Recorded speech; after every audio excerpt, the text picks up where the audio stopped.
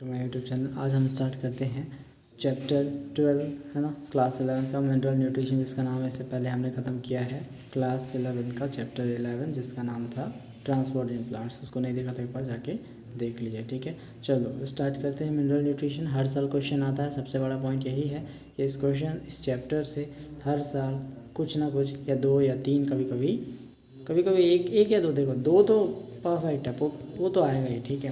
तो इस चैप्टर से बहुत सारे क्वेश्चन आते हैं। प्लांट फिजियोलॉजी बहुत इंपॉर्टेंट है, ह्यूमन फिजियोलॉजी भी ज़्यादा, ठीक है। ऐसे क्वेश्चन बहुत ज़्यादा आते हैं। चलो स्टार्ट करते हैं इस चैप्टर को। सबसे पहली चीज़, इन 1860 में जूलियस वॉन सैच नाम का एक साइंटिस्ट था, जूलियस वॉन सैच, डिस्कवर किया technique of growing plants in nutritive medium in complete absence of soil, it's called hydroponics. देखो क्या होता है जब, है ना, एक न्यूट्रिएंट सॉल्यूशन, अब न्यूट्रिएंट मीडियम तो जानते हो, मैं पहले ही बता चुका हूँ कि कुछ ऑर्गेनिक सॉल्ट्स है ना, plant growth regulators, amino acids, sugars, इन सबको मिला के एक न्यूट्रिएंट सॉल्यूशन बनाया जाता है। इसमें सॉइल नहीं होता, without, in the absence of soil, सिर्फ न्यूट्रिएंट मीडियम में ही प्लांट को ग्रो करने की टेक्निक को हम बोलते हैं हाइड्रोपोनिक्स। अब कौन कौन से वेजिटेबल्स मेनली ग्रो किए जाते हैं, वो है टोमेटो, सीडलेस ककम्बर, लेट्यूस। ये तीनों एग्जाम्पल आपको याद होने चाहिए।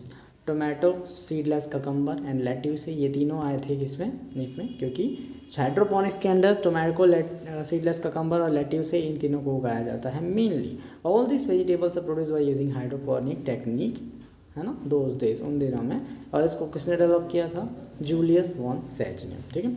On the basis of quantitative requirement of nutrients are classified as two types, है ना, micronutrient and macronutrient and micronutrient. देखो क्वांटिटी मतलब कितना ज़्यादा क्वांटिटी में उनको चाहिए प्लांट को, उसके हिसाब से दो टाइप के न्यूट्रिएंट्स होते हैं, माइक्रो और मैक्रोन्यूट्रिएंट्स, ठीक है। माइक्रोन्यूट्रिएंट्स को हम ट्रेस एलिमेंट्स भी कहते हैं, ठीक है। तो देखते हैं माइक्रो और मैक्रोन्यूट्रिएंट्स होते क्या।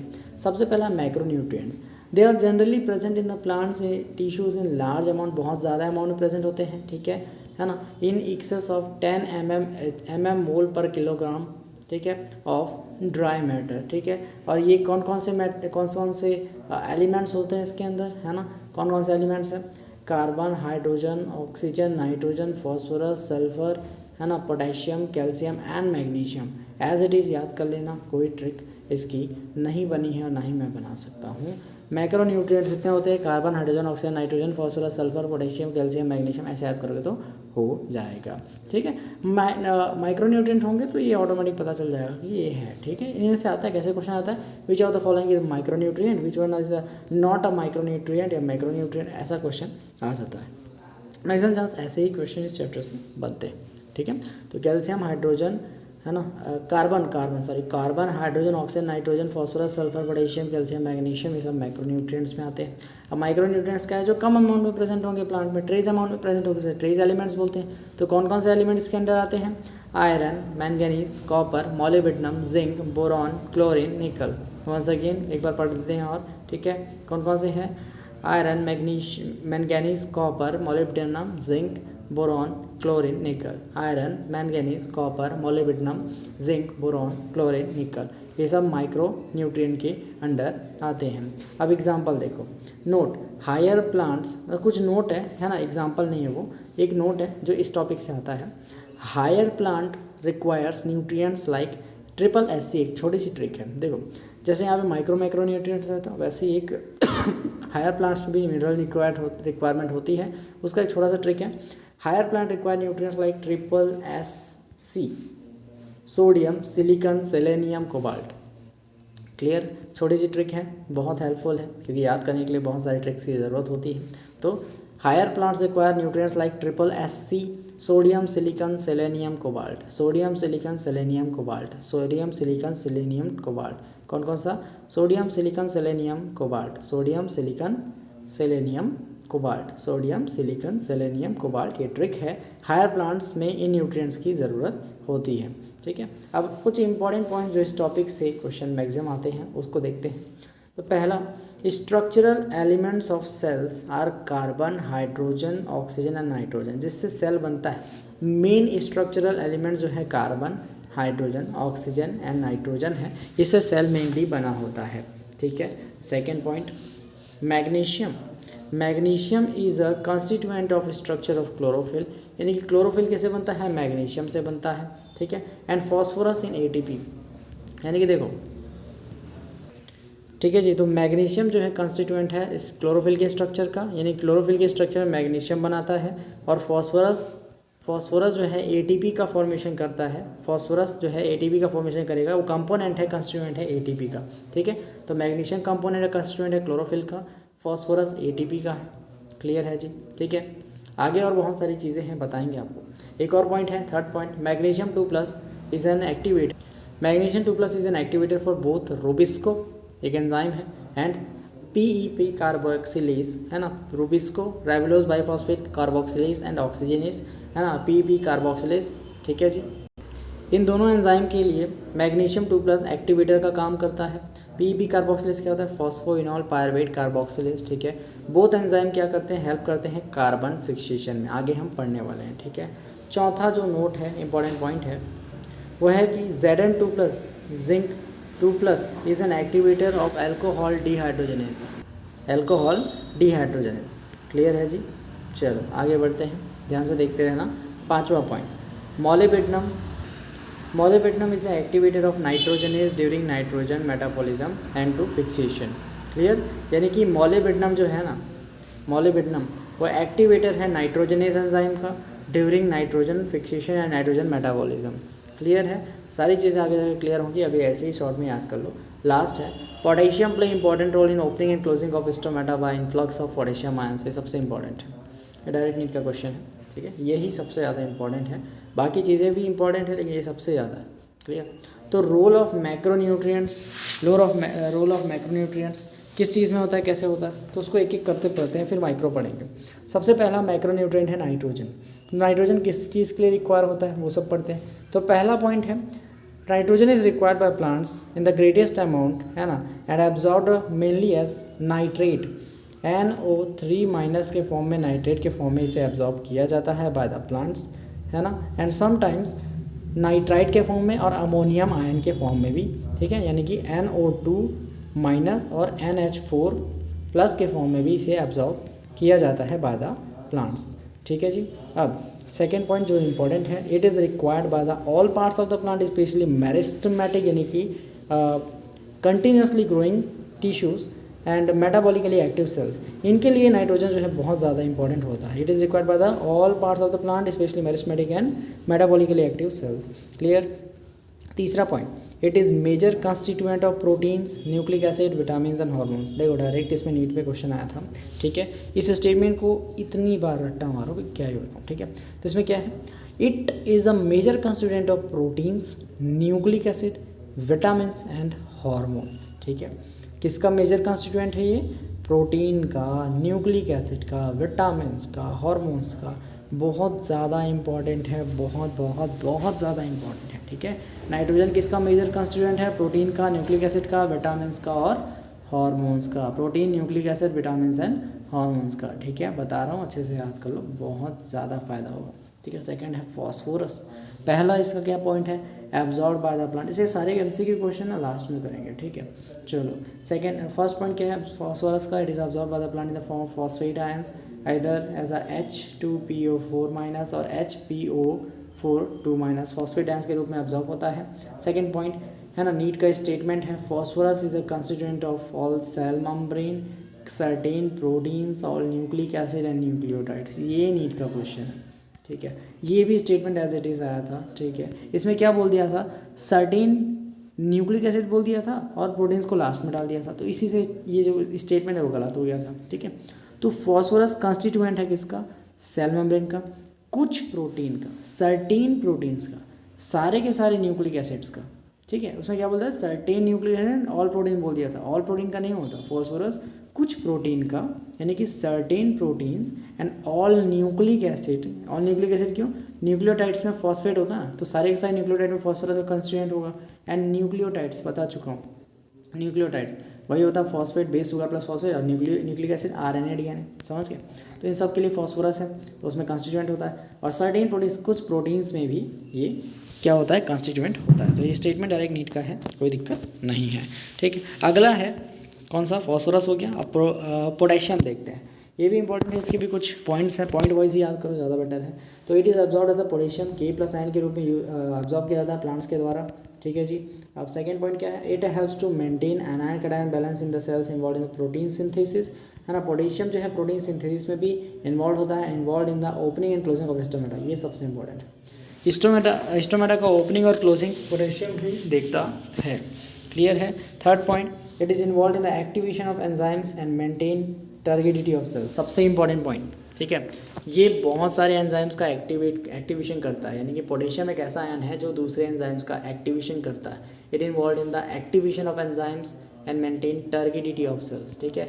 It involve in the activation of enzyme and maintain the turgidity of the cell, clear. चौथा point, it is required in meristematic tissues, birds, leaves and root tips, ठीक। ये किसके लिए रिक्वायर्ड है, it is required in meristematic tissues, birds, leaves and root tips, ठीक। ये किसके लिए रिक्वायर्ड है, मेरिस्टेमेटिक टिश्यूज़ में रिक्वायर्ड है, बर्ड्स में, लीव्स में एंड रूट टिप्स में रिक्वायर्ड ये होता है, ठीक है। चौथा पॉइंट जो है कैल्शियम से रिलेटेड है, ठीक है। कैल्शियम का देखते हैं आगे, कैल्शियम में क्या होता है, ठीक। तो पहली चीज़ देखो, सबसे पहले यहाँ पे पोटेशियम वाला जो it required in meristematic tissue, buds, leaves, root tip, इसको याद रख लेना, ठीक है। और ये इन्वॉल्व एक्टिवेशन करता है एंजाइम्स का, ये भी इंपॉर्टेंट है पोटेशियम के लिए। कैल्शियम के लिए थोड़ा इंपॉर्टेंट हो जाता है क्योंकि ये रीमोबिलाइज नहीं होता, तो ये पॉइंट आपको याद रखना होगा, ठीक है। पहला, it is absorb as a calcium 2+ ion and required a meristematic and differentiating tissues. Meristematic मतलब कंटिन्यूसली डिवाइडिंग, डिफरेंशिएटिंग मतलब किसी अनदर पार्ट में डिवाइड होना, है ना। डिवाइड होना बंद करना और दूसरे किसी पार्ट में डिफरेंशिएट हो जाना, बदल जाना, डेवलप हो जाना, ठीक है। Second point, during cell division calcium बहुत इंपॉर्टेंट है, ठीक है। During cell division it is used in synthesis of cell wall as a calcium pectate, जो कि मिडिल लेमिला बनाता है। तो ये इंपॉर्टेंट टॉपिक है, ये इंपॉर्टेंट नोट है कि ड्यूरिंग सेल डिवीजन के time it is used in synthesis of cell wall as a calcium pectate in the middle lamella, clear है। तीसरा point, also needed during the formation of mitotic spindle, यानी कि mitotic spindle के formation के दौरान भी ये हमें चाहिए होता है, ठीक है। अब मैग्नीशियम देखते हैं, जो कि अनदर मैक्रोन्यूट्रिएंट है, ठीक है। कैल्शियम का याद रखना, सेल डिवीजन में मदद करता है, कैल्शियम पैक्टेट इन सेल वॉल को बनाता है, जो कि मिडिल लेमिला को आगे जाके बनाएगा। सेल वॉल का कैल्शियम पैक्टेट जो है ना, वो मिडिल लेमिला को बनाता है आगे जाके, मिडिल लेमिला से बना होता है। मिडिल लेमिला किससे बना होता है, कैल्शियम पैक्टेट से, क्लियर है। चलो फॉस्फोरस मैग्नीशियम को देखते हैं आगे, ठीक है। पहला point, it is absorb as Mg2+, magnesium 2+ ion के रूप में एब्जॉर्ब किया जाता है। It activates enzymes of respiration and photosynthesis. देखो ये भी एक्टिवेट करता है एंजाइम्स को, किसका, रेस्पिरेशन जो कराते हैं और फोटोसिंथेसिस जो कराते हैं उनका, है ना, उनका एक्टिवेशन कराता है। सेकेंड पॉइंट जो कि इंपॉर्टेंट है, magnesium is involve in synthesis of DNA and RNA, बहुत ज़्यादा इंपॉर्टेंट है, ठीक है। नीट में कहीं से भी पूछ देगा, पूरा चैप्टर का मिनरल इंपॉर्टेंट है, इसलिए बोला था ये चैप्टर बहुत ज़्यादा इंपॉर्टेंट है क्योंकि याद करने वाली बहुत सारी चीज़ें। तो मैग्नीशियम क्या होता है, सिंथेसिस करता है DNA RNA का, यानी कि involve in synthesis of DNA and RNA, बहुत इंपॉर्टेंट है, ठीक है। तीसरा point, magnesium is constituent of ring structure of chlorophyll and help maintain the ribosome structure also, ठीक है। तो दो चीज़ें यहाँ पे पता चली है, मैग्नीशियम जो है कंस्टिट्यूएंट है क्लोरोफिल का, यानी कि मैग्नीशियम ना हो तो क्लोरोफिल नहीं बनेगा, क्लोरोफिल का स्ट्रक्चर नहीं बनेगा, और दूसरी चीज़ राइबोसोम के स्ट्रक्चर को मेंटेन करता है। तो दोनों में से कोई भी है तो लिख देना बिंदास मैग्नीशियम, ठीक है। तो मैग्नीशियम होता क्या है, मैग्नीशियम स्ट्रक्चर है ना, कंस्टिट्यूएंट है क्लोरोफिल का, क्लोरोफिल के स्ट्रक्चर कंस्टिट्यूएंट है, ठीक है, और मेंटेन करता है राइबोसोम के स्ट्रक्चर को। ये दो पॉइंट आपको याद होने चाहिए। नेक्स्ट जो मैक्रोन्यूट्रिएंट है वो है सल्फर, उसके बारे में देखते हैं। सल्फर का पहला पॉइंट है, it absorb as sulphate ions, SO4 2- ion sulphate ions के रूप में एब्जॉर्ब होता है, ठीक है। सेकंड पॉइंट जो कि इंपॉर्टेंट है, अगेन बहुत ज़्यादा इंपॉर्टेंट क्योंकि अमीनो एसिड पूछेगा, सिस्टीन और मिथियोनिन, ठीक है। तो sulphur is present in 2 amino acids, 2 amino acids होते हैं, सिस्टीन और मिथियोनिन, ठीक है। इन दोनों अमीनो एसिड्स में सल्फर प्रेजेंट होता है, ठीक है। Sulphur is present in 2 amino acid जिसका नाम है सिस्टीन और मिथियोनिन। इन दो अमीनो एसिड में सल्फर प्रेजेंट होता है, बार बार बता रहा हूँ। ऐसे 2 अमीनो एसिड जिनमें सल्फर प्रेजेंट होता है उसका नाम है सिस्टीन और मिथियोनिन। क्या नाम है, सिस्टीन और मिथियोनिन, जिसमें सल्फर भैया प्रेजेंट होते हैं। एक बार और, sulphur present in the 2 amino acid जिसका नाम है सिस्टीन और मिथियोनिन। बार बार एक क्वेश्चन आता है कि सल्फर है ना, कौन से अमीनो एसिड में प्रेजेंट होता है, सिस्टीन और मिथियोनिन में। बार बार ये क्वेश्चन नीट में आया है तो आपको बार बार याद करना पड़ेगा, ठीक है। तीसरा point, sulphur is main constituent of several coenzymes, vitamin में कौन सा, थायमीन, बायोटीन, कोएंजाइम ए, ये सब, एंड फेराडॉक्सिन। फेराडॉक्सिन क्या होता है, फेरस से बनता है, क्लियर है। चलो चौथा point, sulphur is a important nutrient for optimum growth and productivity of oil seed crop, ठीक है। ऑयल सीड क्रॉप में ये इंपॉर्टेंट है ऑप्टिमम ग्रोथ के लिए और प्रोडक्टिविटी के लिए, कौन, sulphur. Sulphur is important constituent nutrient for the optimum growth और productivity of the oil seed crops, ठीक है। नोट क्या करना है, पहला magnesium 2+ involve in the DNA and RNA synthesis, ठीक है। मैग्नीशियम क्या करता है, डीएनए और आरएनए की सिंथेसिस कराता है, ओके। प्रोटीन सिंथेसिस कौन कराता है, पोटेशियम, ठीक है। तो याद रखना, मैग्नीशियम 2+ डीएनए और आरएनए की सिंथेसिस कराता है, और पोटेशियम जो है, potassium ion involve in protein synthesis, ये प्रोटीन सिंथेसिस कराता है, ठीक है। अब हम माइक्रो न्यूट्रिएंट्स को देखते हैं। माइक्रो न्यूट्रिएंट यहाँ पे खत्म होते हैं, ठीक है। उससे रिलेटेड क्वेश्चन लास्ट में करेंगे, टेंशन ना करो, ठीक है। अब रोल ऑफ माइक्रो न्यूट्रिएंट्स देखते हैं। तो पहला है इसमें से आयरन, जो कि है माइक्रो न्यूट्रिएंट, जो कि कम अमाउंट में चाहिए होता है किसी भी प्लांट को। तो पहला है आयरन, ठीक है। पहला क्या है, आयरन है। तो आयरन को देखते हैं। पहला पॉइंट आयरन का है, it plant absorb it as a ferric ions, Fe3+ ions के रूप में प्लांट इसको एब्जॉर्ब करता है, क्लियर है जी। And require in large amount than other micronutrient, यानी कि सभी माइक्रोन्यूट्रिएंट्स में सबसे ज़्यादा अगर रिक्वायर है तो वो है आयरन। सबसे ज़्यादा प्लांट को क्या रिक्वायर है, आयरन, ठीक है। और फेरिक आयन के रूप में, Fe3+ के रूप में इसे एब्जॉर्ब किया जाता है प्लांट्स के द्वारा, ठीक है। सेकेंड पॉइंट क्या है, it is important constituent of proteins that are involve in the transfer of electrons like ferredoxin and cytochromes, यानी कि ऐसे प्रोटीन जो इलेक्ट्रॉन्स का ट्रांसफ़र करते हैं, जैसे कि फेराडॉक्सिन और साइटोक्रोम्स, इनका कंस्टिट्यूएंट है कौन, आयरन, ठीक है। It is a important constituent of protein, जैसे कि फेराडॉक्सिन और साइटोक्रोम जो कि ट्रांसफर करते हैं इलेक्ट्रॉन का, उसका कंस्टिट्यूएंट कौन है, आयरन है, क्लियर है जी। चलो सेकेंड पॉइंट देखते हैं। इट एक्टिवेट्स, थर्ड पॉइंट है, it activates catalase enzyme and essential for the formation of chlorophyll, ठीक है।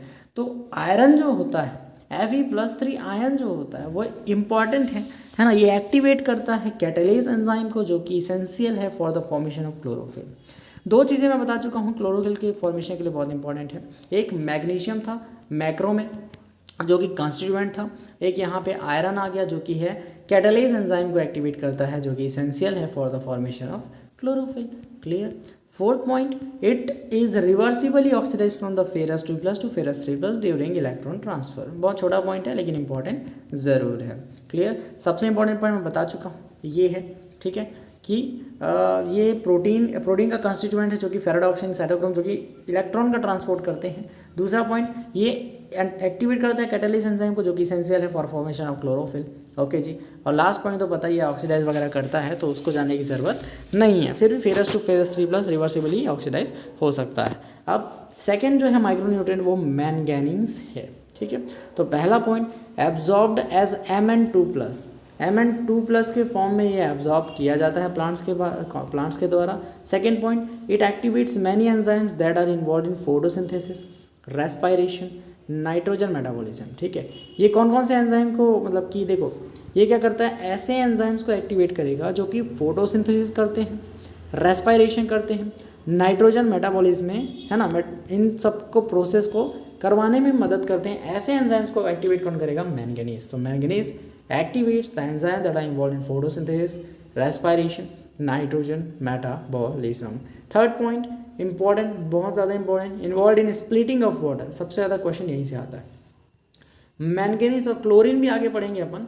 क्लोरीन और मैंगनीज जो होता है ना, ये दोनों के दोनों, है ना, स्प्लिटिंग ऑफ वाटर की स्प्लिटिंग करते हैं और रिलीज करते हैं ऑक्सीजन को ड्यूरिंग फोटोसिंथेसिस। बस यही याद रख लो, पूरा क्वेश्चन सॉल्व हो जाएगा। यानी कि मैंगनीज और क्लोरीन ये दोनों ऐसे माइक्रो न्यूट्रिएंट्स हैं जो कि इन्वॉल्व होते हैं स्प्लिटिंग ऑफ वाटर में और रिलीज करते हैं ऑक्सीजन ड्यूरिंग द फोटोसिंथेसिस। सबसे ज़्यादा क्वेश्चन यहीं से आता है, मैक्सिमम क्वेश्चन इसी टॉपिक से आता है, इसी नोट से आता है कि स्प्लिटिंग ऑफ वाटर कौन करता है, तो मैंगनीज और क्लोरीन, बस यही याद रखना, ठीक है। अब नेक्स्ट जो है जिंक है, जिंक को देख लेते हैं माइक्रो न्यूट्रिएंट। तो पहला point, it absorbed as a Zn2+ ions. Second, activates many enzymes specially carboxylases, ये कार्बोक्सिलेसेस को एक्टिवेट करता है। लास्ट वन जो कि इंपॉर्टेंट है, required in the synthesis of auxin hormone. What is auxin hormone?